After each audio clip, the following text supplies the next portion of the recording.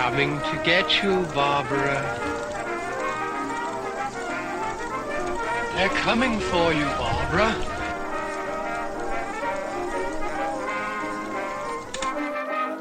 Look, there comes one of them now.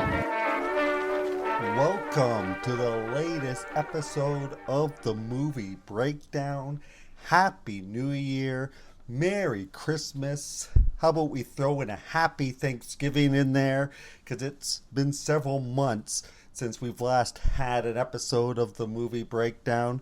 And as is the routine, yes, I apologize. It's been quite a bit. We have not been as consistent as way back in the day when it used to be a weekly show for over a decade. Now it's 5 episodes a year, but it's a new year. It's 2026. It's time for a new beginning. It's time to return to weekly episodes and get back to the movie goodness of the Movie Breakdown. And this week, it is the breakdown of the most anticipated movies of 2026.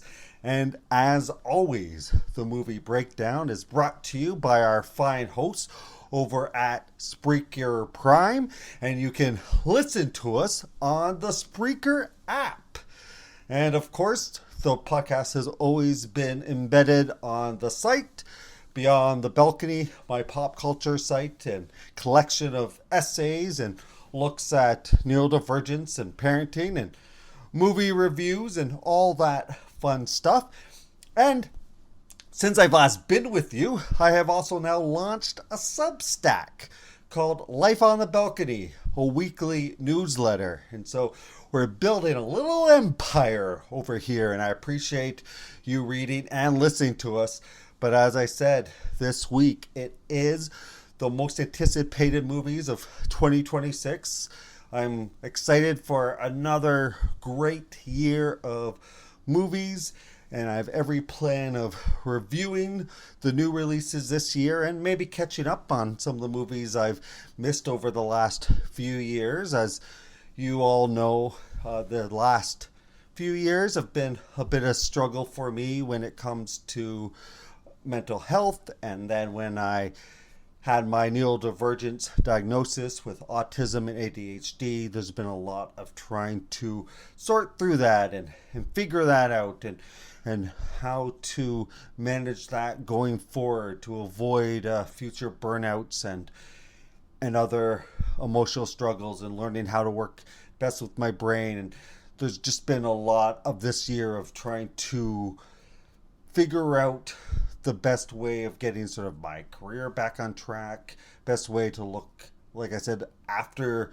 myself, and also being the best possible father and husband I can be. And so that was a lot of what the last year's been. And so it meant the podcast suffered.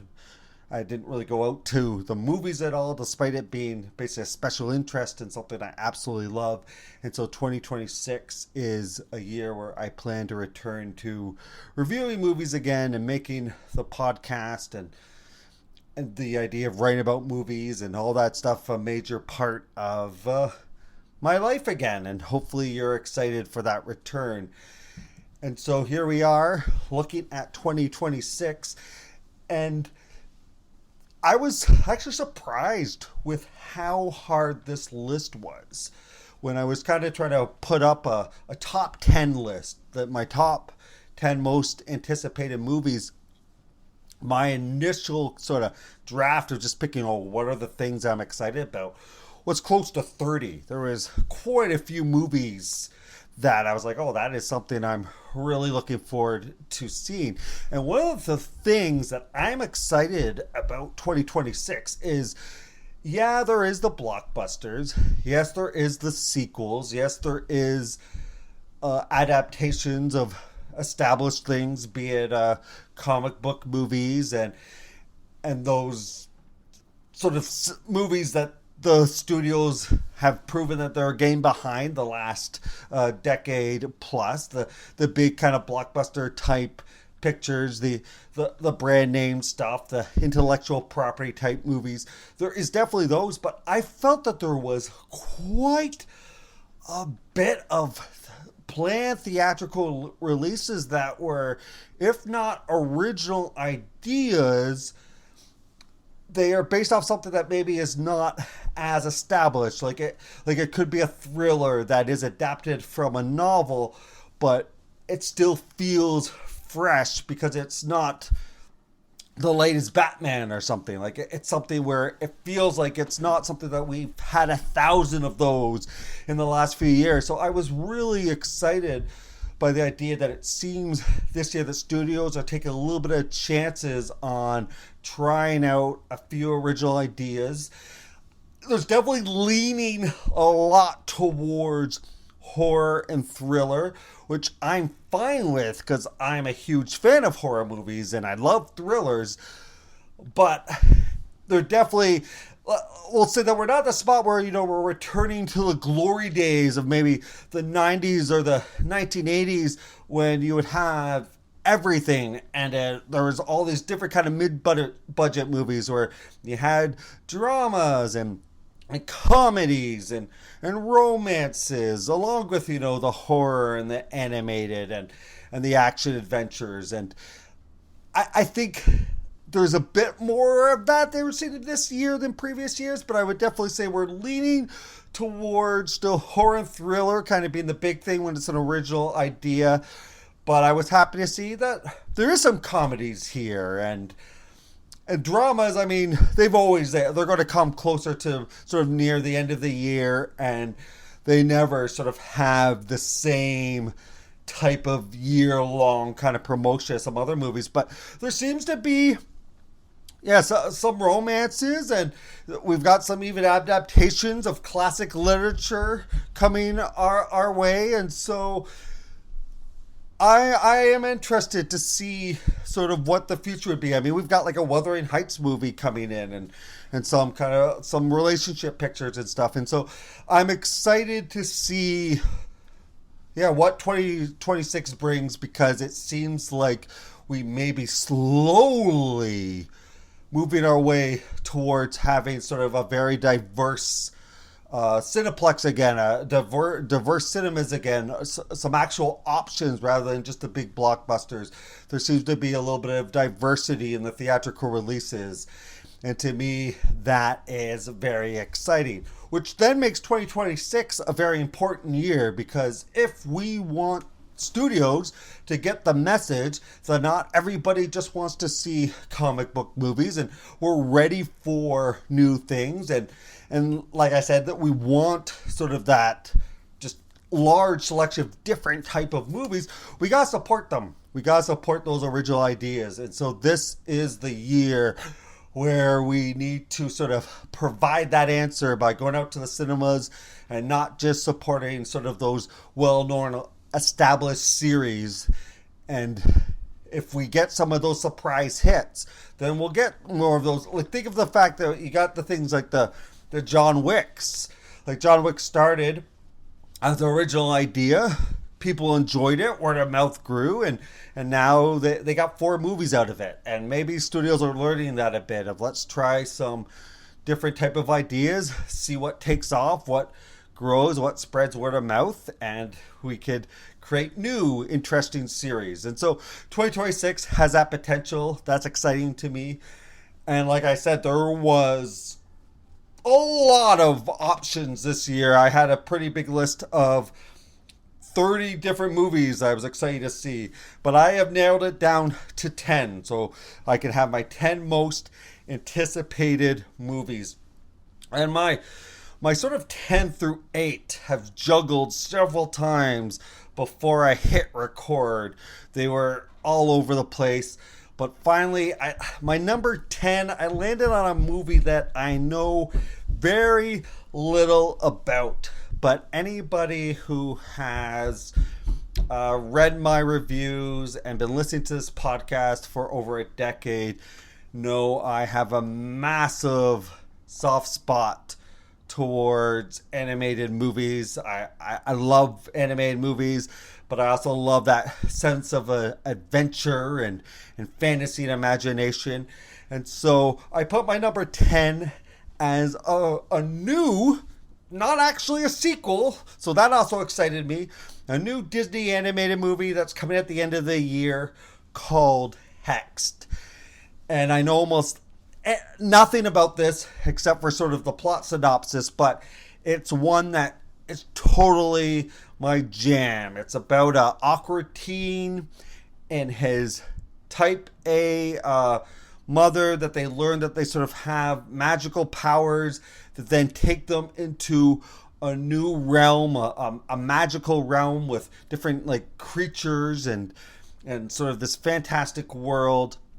And then they learn sort of the message of it's okay to be different. And just that synopsis alone, along with knowing that it's Disney and with the hopes of it just going to have some incredible imagination and some incredible animation, and the fact that I always love it when there's going to be a fresh original idea coming out of Disney or Pixar, all that kind of excites me. And there being talk that this may even be hand drawn, or parts of it may be hand drawn, which is also really, really exciting because I don't think we've had that from Disney since Princess and the Frog.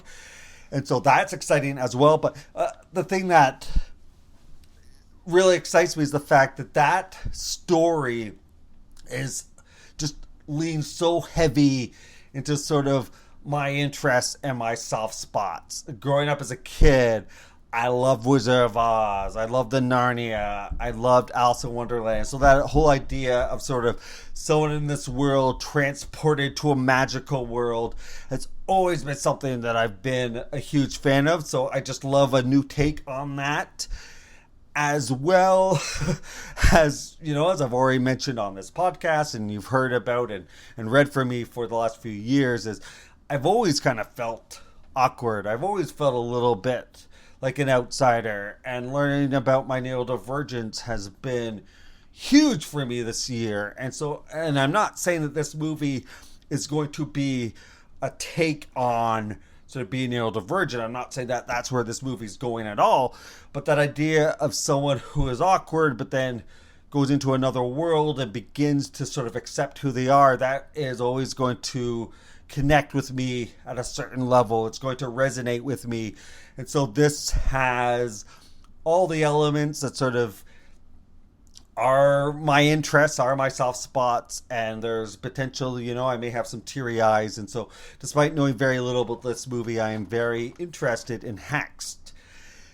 And now we're going to move to my number 9. And believe it or not, for the longest time, this was not on my list. And then I just started thinking, no, you know what? This is probably going to be the biggest blockbuster of the year. This is a big event movie. You know what? Let's put it on here. Let's give it a chance because there's a strong chance that this is going to be awesome. And that's Avengers Doomsday. And it's at my 9. And it was almost not on my list because of the fact that MCU has sort of dropped the ball the last few years. When I feel like the MCU has never really had the same creativity or energy or magic since essentially the last Avengers movie. Since Endgame, I feel like there hasn't really been sort of that same just magic, that charm that the MC used to have. And I think part of it was Endgame kind of was like the final chapter. It wrapped up a decade's worth of storytelling, and they just haven't been able to find that villain like Thanos, and they haven't been able to find those big stakes, and they haven't been able to sort of connect the movies in the same way. And the movies just have lost a lot of sort of that storytelling. They've leaned too much on sort of the Marvel humor and missed some of the stakes. But I feel that Marvel Studios and Disney's well aware of that. And I think they know that quite a bit is relying and reliant on the success of Avengers Doomsday. And so I feel you are going to get their very best coming into Avengers Doomsday. I think this is going to be sort of that big epic, all hands on deck. It's going to have an absolutely loaded cast. Robert Downey Jr.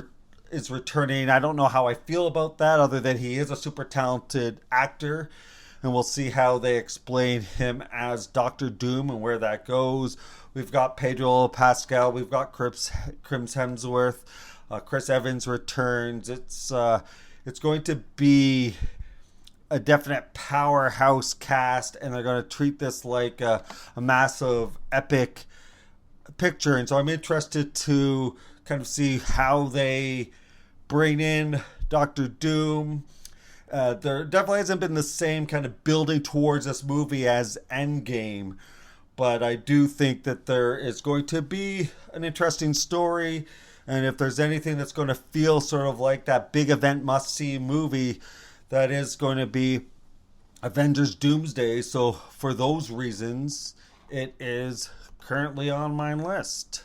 And actually, before I move on, I should also mention another reason why I'm excited for Avengers Doomsday is the Russo brothers will be directing. And I recognize that almost everything they've directed outside the MCU has not been very good, has lacked a lot of interest. I mean, Electric State made a lot of people's lists of sort of the worst movies of 2025, but they have basically delivered every time that they have done an MCU movie. I love their takes on the Captain America movies they did, and they delivered when it came to the Avenger movies. And so this feels like sort of the perfect match with that cast, with these directors. I feel this movie will walk away epic, even if it doesn't have the same sort of build that the Endgame had. I feel this has potential to be definitely a memorable one. And that now takes me over to my number 8, something completely different. Won't have the budget at all of the previous 2 movies, and this is Werewolf, without the E and the where and a U instead of an O. Werewolf. And this is the latest Robert Eggers movie. Robert Eggers knows how to do sort of old-timey horror movies set in another time. I mean, I loved The Witch, sort of the take on sort of a Puritan society that is nervous that the one woman she may be a witch, and sort of the fears that happen within that society. And then you had the Lighthouse, and did the recent Nosferatu, which last or 2 years ago, I guess now, that got heavy praise, a different take. And so he's kind of going through all the different supernatural creatures. And now Robert Eggers comes to us with the Wolfman, which I think is, again, right up his wheelhouse, right up his spot where he does the magic. He also did The Northman, which wasn't a horror movie, but it did fit with him sort of doing something from a different time period and working with sort of our mythology and our fears. That was definitely one of his more sort of epic pictures, and I thought was fantastically done. But this is a guy who's just amazing at setting the time periods, amazing with the set pieces, great visuals, and great atmosphere. And I just love how well he is at capturing a time period. And so I'll be really interested to see what he does here. It's because it's supposed to be in medieval Britain during sort of, the foggy countryside. And an ancient supernatural threat comes, which is obviously the werewolf that will arrive. I'm just really excited to see what his take will be here. And you've got quite a cast. Willem Dafoe returns. He's been in previous Robert Eggers movies. Lily Rose Depp is with him again, and you also have Aaron Taylor Johnson, which, if I had to guess, he's going to be the Wolfman, but we'll see. I'm guessing we'll have a little bit of sort of a horror romance maybe between Aaron Taylor Johnson and the woman he loves, Lily Rose Depp and the dangers happen with him being the werewolf. That seems to be kind of the classic take, and I think that is something that Robert Eggers does really well. Is he does lean into sort of the folk tales and the classic storytelling, but does it with his own kind of artistic edge, his artère flair. And so this is happening at the very end of the year. As you know, I love horror movies. I actually had a lot of other horror movies on this list, and I ended up kind of tossing them out because I'm sort of like, oh no, you really are excited for a Disney movie. Yes, you are excited for Avengers, so let's put them in. But obviously a horror movie has to be in my list because I absolutely love horror movies, and Robert Eggers is one who delivers every single time. So here we are. After that, my next one is it's actually coming pretty soon. I believe it's going to be coming out in February, and it is the latest from Gore Verbinski, who gave us Pirates of the Caribbean. He did Cure of Wilderness a few years ago. I have always enjoyed the visual style of Gore Verbinski and sort of the worlds he creates. I was one of the few people that actually liked his take on the Lone Ranger, despite many other people not liking it. And I think he does a really good job. I enjoyed all of his Pirates of the Caribbean movies when I've returned to it. I think he just does a really good job of making some visual interesting movies. But I also love the fact that he makes mainstream movies but is not scared to make them kind of quirky and weird and very independent. And so that is why I am very excited for Good Luck, Have Fun, Don't Die. That also is just an amazing title. Good Luck, Have Fun, Don't Die. That instantly grabbed my attention. And it's coming out very soon. This stars Sam Rockwell, who anyone who has been listening to the podcast through the years will remember that me and Scott absolutely love Sam Rockwell, and we would constantly champion him. And so I love that he's in a lead role here. And I just love this quirky idea. Basically, Sam Rockwell is a man who claims he's from the future, and he stumbles into a diner in Los Angeles and tells the patrons there that they need to join him on this one night because he's on a quest to stop the evil threat of AI, which makes it very timely. There's artificial intelligence that's going to ruin the world, and these specific people in this diner are the only ones that can help him save the day, save the world.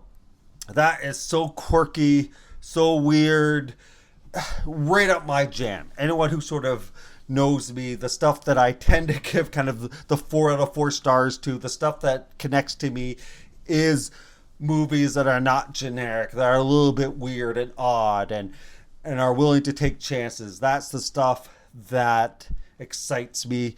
And we've got a cast here of people that I really like.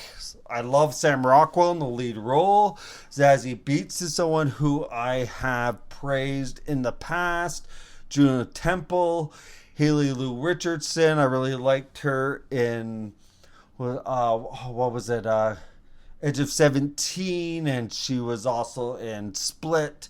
Very talented. Michael Pena, every time he comes, he's got a great mix of being able to sort of bring dramatic chops, but he also brings comedy, and I'm really interested to see what this movie's going to be like.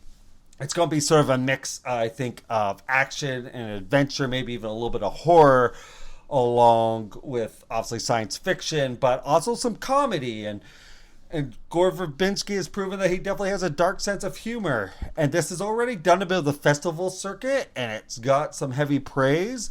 And so there's a lot of reason to be excited for this movie. And I feel like this is the type of movie where if it delivers and it meets my expectations, it will be one of my favorite movies of the year. So I'm really excited for Good Luck, Have Fun, and Don't Die. It's also good advice. It's good advice to live on. So now we're going to move on to my number 6. And we're in the case of another one where part of it is the directors. Phil Lord, Christopher Miller, they're teaming up. I've liked almost everything they've ever done. I like their takes on Spider-Man. I liked what they did with the Lego movie. I was bummed when they got kicked out of Solo, but here they are coming back, doing another science fiction movie, Project Hail Mary, which I believe is scheduled to come out in March. So it's another one where we don't have to worry or wait too long for. This is based off an Andy Weir book, who people will know that he wrote the novel The Martian, which was a great book, but also an amazing movie. I have not read this book, but Andy Weir has proved that he can definitely make some very interesting science fiction movies that are grounded in science, because he is a scientist himself. Drew Goddard, who definitely has a great resume as a writer, he also helped with adapting the screenplay here. And another reason for me to be really excited is I'm a huge Ryan Gosling fan. I love almost everything he does. I think he is one of the best actors we currently have. There's a guy who I think he doesn't take himself too seriously. He can mix sort of humor, and he's one of the leading guys that isn't afraid to make himself look a little weird or quirky and not necessarily need to save face. But so he makes interesting characters on the big screen. I loved him in The Stuntman from a few years ago. And Project Hail Mary, to me, looks like it's going to be that mix of sort of, being sci-fi, being dramatic, having adventure, but also needs some comedy in there, because we basically got a guy who's not an astronaut. He was like a science teacher. Next thing he knows, he sees himself basically being thrown into a shuttle, and he's kind of lost off in space and knows that he's the last hope of saving the world, which, isn't the most like original of ideas, but the trailer's interesting. I have a lot of faith in sort of it being based off a novel by Andy Weir, the directing. There's all these elements in here where I feel this has potential to be one of my favorite movies of the year, potential to just being an amazing piece of science fiction. And just after years of sort of that fatigue of sort of everything being based off an IP, I know this is based off a book, but it still has that bit of like, oh, this is kind of the original storytelling. These are the type of movies, they used to make 20 years ago that I miss. And so I'm really excited to see where Project Hail Mary goes. And Ryan Gosling is enough of sort of to try to sell me on a movie, but then on top of that, you got Miller and Lord, an amazing team, and so I think this is going to be just an absolute fun picture and huge potential to be one of the best movies of the year. And so now we're going to move on to number 5, and this is a movie that has not made a lot of people's anticipated lists. And so I think it's a sign that there's a lot of people that have lost interest in Star Wars. And I have talked to a lot of long-term Star Wars fans. And they will often tell me sort of, that they love the original trilogy, but they did not like the recent one. They have not liked almost anything that Disney has put out. And they've sort of lost hope for Star Wars. I'm not one of those people. I still love Star Wars. The first Star Wars came out the same year I was born. And so I am still absolutely full of Star Wars love. Star Wars has literally been around my entire life, and it is as old as I am. We're both going towards 50 years, which that part is kind of sad. But I enjoyed some of the Star Wars series on Disney Plus. I enjoyed sort of the first 2 seasons of Mandalorian, and the third was decent, and there's parts I really liked about it. I thought Andor was fantastic, but I'll admit I've skipped out on quite a few of the series. They just haven't quite resonated with me. I tried Ahsoka, watched the first few episodes. It just wasn't quite hitting for me, and so I passed on it. I probably should see Skeleton Crew, and like I said, I thought Andor was great. But what I've been wanting ever since the Rise of Skywalker came out, a movie that I liked a lot better than other people. I also haven't revisited since I saw in the theater. I know it's really messy, and the course correction was a mistake in a lot of ways, and bringing back Palpatine was stupid, and some of those things, some of the answers that they try to do. I would have liked the movie been better if it actually really tried to stick to some of the guns that were established in The Last Jedi. But again, I know there's a lot of backlash, and so they try to sort of fix things. I like The Last Jedi. Who knows how much I'll like Rise of Skywalker now. I recommended it, but also there's always a caveat is that's the first Star Wars movie I saw in the theater with my son. And so I'm always going to have a soft spot towards it. But all that put aside, I'm always going to be a Star Wars fan. I've been eagerly awaiting Star Wars to return to the theater. And so here we go, The Mandalorian and Grogu. And there's been talk that this was originally supposed to be a series. It was supposed to be season 4, but then they decided to make it to a movie. But as far as I know, the decision to make it to a movie was before they started any shooting or even really working on the script. And so there was an idea for a 4th season, but pretty early on, they decided this was going to become a movie. So this isn't like a 1 or 2 situation where they're stitching together things that were originally from a series and now squishing it into a movie. This is, for all intents and purposes, always was meant to be a movie. And so I have a lot of confidence here because Jon Favreau, I think, is a great director, and I've liked what he's done when he's sort of been behind directing Star Wars entertainment. And so I think Mandalorian and Grogu is going to surprise a lot of people. I think it's going to be a crowd pleaser. I feel like a lot of people liked the first season of Mandalorian because it was a throwback to the Star Wars that they loved, and I think we are going to get that again. It's going to be great to see Pedro Pascal, or at least hear Pedro Pascal back as the Mandalorian. Sigourney Weaver is going to be in here, so how can you not be excited anytime that she's in a piece of sci-fi? And also, I've always had a soft spot for the Hutts. Jabba the Hutt is one of my all-time favorite kind of movie monsters, movie creatures. I liked his palace. I just love the assortment of creatures are in there. I just like the presence that the Hutt had. And this one apparently is about sort of the Hutt family, the Hutt crime family, and I think their youngest gets kidnapped or something, and so they hire the Mandalorian to rescue him. So the fact that the Hutts are going to be in here and you've got a bit more of a movie budget to make sure that they look good, hopefully on the screen, I'm interested in that. You had me at Hutts. I love the fact that this is going to probably be sort of a crime story, sort of back to sort of what you want of Mandalorian. He's for hire, but he has to work through the crime world to make this deal. And then, of course, Grogu is back, and Grogu is cute and adorable and lovable. And I feel the part of this movie sort of to wrap up the Grogu Mandalorian story, or at least I hope sort of that's the idea here, is that they're not going here to sort of make more sequels. I want this to kind of be the wrap up. If it is, then I think there's a lot of reasons to have faith in this movie. And I'm a Star Wars fan through and through, and it's going to take a lot, I think, to take away my excitement for it. I'm not saying that I loved every single Star Wars movie. Some are better than others, but I'm not giving up on this franchise. I've loved it since I was 3 years old, and I'm always going to love it. And I have every intention of going to this movie and bringing Everett and maybe even Danica with me to enjoy this epic adventure.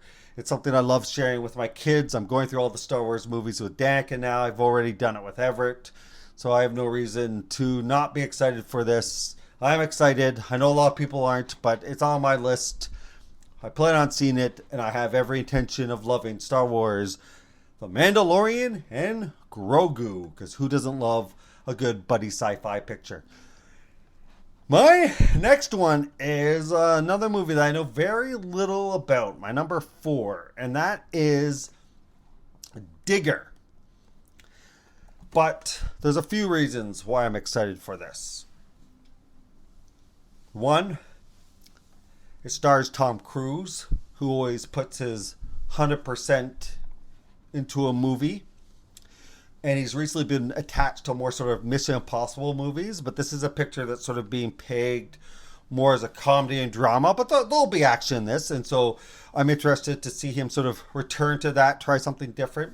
And he's teaming up with one of the more interesting directors now, and that's Alejandro Inarritu, who I loved his Revenant. I thought that was a fantastic picture. It earned Leonardo DiCaprio his first Best Actor trophy, and I think in some ways maybe that's why Tom Cruise has teamed up with him, with opportunities of him getting a Best Actor.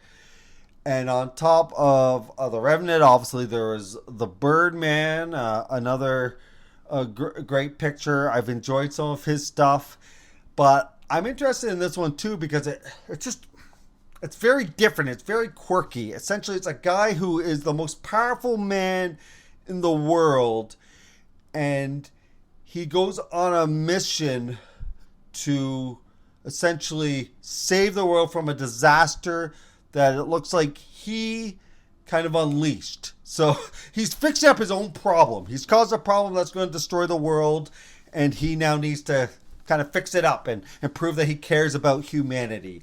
And so it's interesting in that it looks like it's going to play into the superhero culture we have, leading into, the last 15 years of big budget superhero movies, but doing it with maybe a bit more comedy, a bit more drama from a different perspective. I'm interested in that. It's also called Digger, which maybe his superpower is he's great at digging holes. Maybe he has to dig his way to the center of the world to save it. I know very little about this movie, and I also enjoy knowing very little about this movie, so I can go in and be pleasantly surprised. I love the poster. It looks like a throwback to like 60s, like a poster from the 60s, a very kind of cartoonish take on the word digger. But the digger is put in a way where it looks like the words got piled up, and then the one G has an arm, so the digger words is kind of the guy. He's got some boots, and you can go see the poster online. It's unique. And so I'm really excited to see what Tom Cruise does, teamed up with Inarritu, and I feel like maybe it'll have some of kind of the humor and drama of Birdman, but then it'll probably have some of the spectacle of Revenant. Riz Ahmed is also in this, so you've got another very talented actor in that. So lots of reasons to be interested to see what Digger is. Know very little about it, but just knowing the talent attached and just the concept itself, it's really interesting. I want to see Inarritu's take on kind of a superhero movie. I think it's going to be something very different. My number 3 is 100% a choice made because of who the director is. It's coming out in June. It's going to be a big, giant blockbuster. Well, I don't know if it's going to be a big, massive hit. I hope it is, but it's being made to be a big event film. But it's also, as far as I know, an original idea. And there's really only very few directors that probably could get greenlit today to make a big giant event film that's an original idea. One of those directors is Steven Spielberg. And what he's bringing us is Disclosure Day. Because Steven Spielberg is returning to the sci-fi epic. He's returning to sort of the alien coming to Earth movie, which he did with Close Encounters, which he did with E.T., which he did with War of the Worlds. He also gave us sort of the sci-fi picture in Minority Report. And so I'm very, very excited to see Steven Spielberg return to the sci-fi genre, return to the alien invasion movie. I want to see his take on this. But I'm also really, really over the moon excited that it's original idea. It's not a sequel. And I'm very excited for this picture. At one point, it was my number 2. I moved it to number 3 when I really kind of thought about it. But I am really excited to see what Steven Spielberg does returning to this genre. And he's got a heck of a slew of actors with him to help make this one an epic. We've got Josh O'Connor, who's had a great last few years. Emily Blunt, who, she knows how to do sci-fi. She knows how to do things with an alien invasion. Absolutely amazing in A Quiet Place. Colin Firth is in here. Coleman Domingo is in here. Riot Russell. Lots of actors that have delivered in past pictures, and I'm excited to see them in here. Based off the poster and stuff, it looks like Emily Blunt is the star, or at least her and Josh O'Connor. I don't know a lot about this. It's essentially, you find out that the aliens are coming and wondering why they're here. And I guess that's what the disclosure day is they're going to disclose the fact of why they're coming to Earth. Or maybe they've been sort of or I guess it's actually more, I think the aliens have been hiding among us. And finally, it's going to be revealed that they've been here. I'm kind of guessing a bit based off the title and the little I know. But this is another case where I don't want to know too much. I've sort of been moving away from the dream of the podcast and the site being about movie news and more focusing on sort of talking about art and talk about film history and then doing movie reviews. And that also then allows me to not feel as obligated to see trailers or to know lots about the movie before going in. And I like that idea of sort of being able to actually kind of be surprised and enjoy the experience going into the picture. And so I feel like I know as much as I want to know about Disclosure Day. That's enough to be my third most anticipated movie. So there you go. Now, as much as I love original movies, and how much I've talked about on this very podcast about how I'm excited about 2026 because there seems to be a lot more kind of original ideas, original movies. I also love a good sequel when a sequel is earned. And I think there's definitely the case where this one is earned in Dune Messiah is what I think it's being called. But if you go on IMDb, they're just putting Dune Part 3. But I believe this is, in the end, going to be called Dune Messiah. It makes sense because we are at the end of the second Dune. Paul Atreides essentially has become the Messiah figure. He's the one that has joined sort of the Emperor with the people that he was leading, and he's now in the position of sort of being kind of the ruler, is going to bring order to the galaxy, and we are going to now see how that all unfolds. And spoiler, it probably isn't going to unfold so well. Maybe Paul Atreides shouldn't be in that position. I love the first two Dune movies. I thought they were just grand epics. One of them, I think, was my favorite movie of the year, and the other was like number 2 or 3. It was close. I thought both the Dune movies were just absolutely amazing. I'm a huge Denis Villeneuve fan. Anyone who has watched previous Best of the Year shows, his movies often made my number 1 or very close.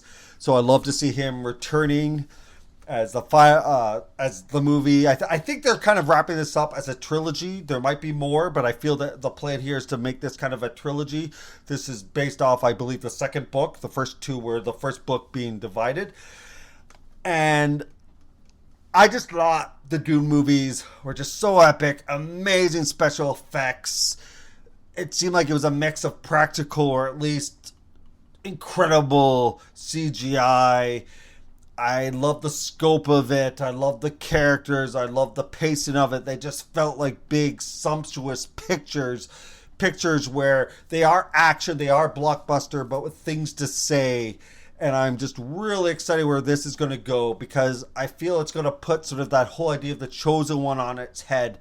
The idea of when we see somebody as a savior, see someone as sort of the promised one that's going to make all things right, that often turns bad anytime when it's not, Jesus. Like, it often is going to be dangerous. And I think that is something that is very relevant in current times, in current politics, as we sort of sometimes put people on sort of a pedestal in this spot of they're the ones who are going to fix the world and maybe give them a little bit too much power. And so I'm intrigued to see what that of how all that is handled in sort of a big epic sci-fi world, sci-fi scope. Timothy Chalamet has been incredible in the role of Paul Atreides. Zendaya, I really enjoyed her as Chani in the first two, and I believe in a lot of ways that she'll probably kind of be in the lead here, sort of maybe take on a bit more of the protagonist role. And I feel she is just very talented. And Rebecca Ferguson, of course, back as the mother of Paul Atreides. Anya Taylor-Joy is going to have a much bigger role in this one. Robert Pattinson is joining the group. Avi Bardem has returned. Florence Pugh will likely have a much bigger role. So I'm excited by the cast. The first two movies were immediate favorites for me. And so I have absolutely no reason not to believe that this will be one of my favorite movies of the year. I love science fiction. I love fantasy. I just love that sort of different worlds and just being able to let your imagination soar, especially when they do it right on the big screen. And so I have every belief that this is going to be one of my favorite movies of the year, except for one picture. My number one most anticipated, which I have high hopes of it being my favorite movie of the year. And yes, it's the Christopher Nolan movie coming, The Odyssey, based off one of the first true epics, as this is being based off Homer's The Odyssey. I kind of laugh when people, that there are some criticisms of them saying oh, this doesn't look historically accurate and stuff. And it's, The Odyssey is fiction. It was a big, giant, sweeping poem written by Homer, or told by Homer. There's likely things in it that are based off historical fact, because that's something that happened a lot during that period. They weave storytelling with historical things.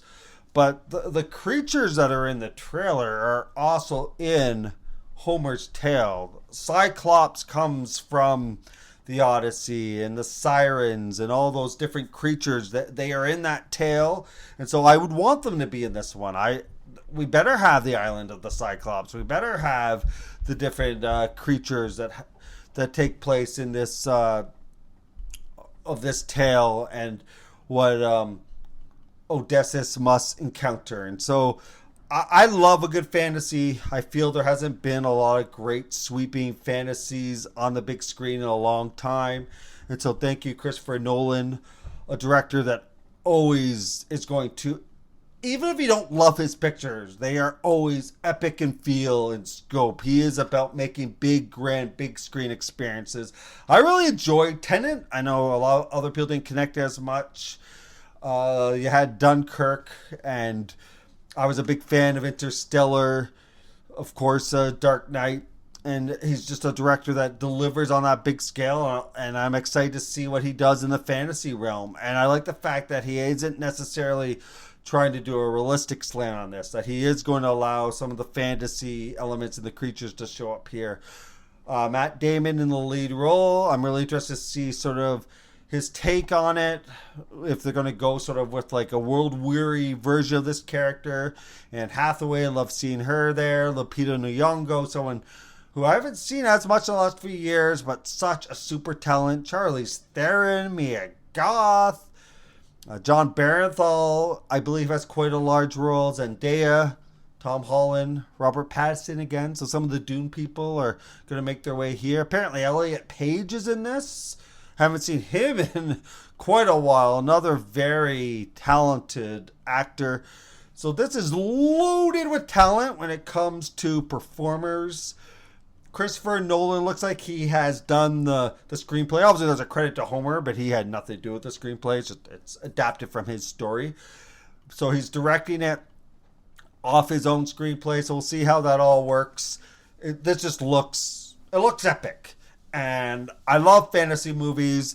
And I love sort of historical epic pictures as well. And so a mix of that. There's not been a lot of that in the last decade. And so I'm excited to that return. I hope this takes off. It's set after the Trojan War. And we'll see where this goes. So I'm very, very excited for the Odyssey. And so just a quick rundown. So in case you forget, my number 10 is Hexed. 9 is Avengers Doomsday. 8 is Werewolf. 7 is Good Luck. Have fun. Don't die. 6, Project Hail Mary. 5, Mandalorian and Grogu. 4, Digger. 3, Disclosure Day. 2, Dune Messiah or Dune Part 3. And 1, The Odyssey. Just those are exciting movies, and so many movies I'm interested in that did not make this list. But I got to stick it to a top 10, or otherwise this is going to be like a 3-hour show, and no one wants to just hear me talk for 3 hours. But thank you so much for listening to me. The question of the week, I just came up with it right now off the top of my head. It's an easy one. What's the movie you're most excited to see in 2026? What's your most anticipated movie of 2026? Please let me know. My goal really is to make this a community. I'd love to please comment, please reach out. Let's get some discussion. Let this be a place where movie lovers can be and people of all types can feel invited. A neurodivergent friendly community, but anyone who just, no gatekeeping here. Everyone is allowed to enjoy movies, love storytelling, and that's what I want. So I'd love to sort of get more discussions and stuff going. If you want to contact me with your answer, if you have any questions, you can do it at themoviebreakdown@gmail.com. I often forget to check that email. I do. So you can also just do my main email as well, christopher.d.spicer@gmail.com. You can also reach out on Twitter at The Movie Breakdown 1, Facebook at The Movie Breakdown. And a great way to help the podcast is to subscribe and rate it.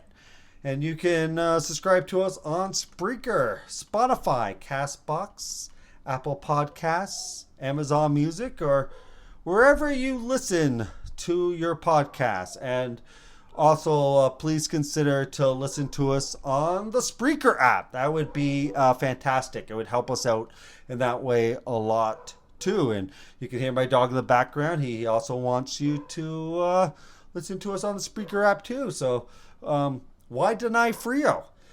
And as well, another way you can help out the podcast is please share it on social media. Spread the word, let people know about it. And another way you can support me, of course, is to read me on my website, Beyond the Balcony. Even though I haven't recorded a podcast since last September, I have been writing on the podcast. I'm not writing on the podcast, but writing on the site, Beyond the Balcony, and you can find it at beyondbalcony.com. I've not really been doing a lot of movies or pop culture, but I've been writing quite a bit about my neurodivergent experience, my mental health. My son turned 14. Wow, I wrote about that. I turned 48, wrote about that, and talked a bit about sort of theater experience and different elements of life and pop culture. And also, as I mentioned before, while you've been gone, I also started a Substack, a newsletter called Life on the Balcony. And that's been going since October. So that would be another thing I'd love you to consider to subscribe. A great way to help me is please subscribe to Life on the Balcony newsletter. I've written about Phineas and Ferb. I've written about how art is empathy. Wrote about the Blue Jays back when they had a chance to go to the World Series. I wrote a poem about sort of how I masked as someone who was with autism and ADHD. wrote about Wicked and Wicked for Good and how it's one of the few movies that really seem to solve sort of what I call the outsider problem. And I also wrote a piece about when having autism and ADHD really feels like a disability. So a mix of sort of pop culture on there, movie writing, but also sort of personal experiences. My hope is to allow people to get a better understanding of neurodivergence, but also with people who feel seen. Like, I struggled for 47 years thinking there was something wrong with me and I was broken. And my hope is my writing and my willingness to be vulnerable and open allows other people to maybe see themselves, feel better understood. And I would love to sort of create that connection. And so that's something I will continue to do. So yes, please consider subscribing to the newsletter. And please come back next week because we will have a new episode of the movie breakdown. It will have a review of 2026 movie. The plan right now is to review Primate, the monkey that's gone mad movie, because that is totally up my alley, the type of stuff that I like. And as well, last year I watched both of the Wicked movies with my kids, and I had planned to do a podcast with that. And so we will, next week, the plan is to review both those movies with my kids. So I won't just be talking by myself. They'll join in with Wicked. I'll review Primate because I don't want to die for taking Danica to go see a bloody monkey movie. So there you go. I'll see you next week. Thank you so much for listening to me this week. I am Christopher Spicer, and have yourself a great week at the movies.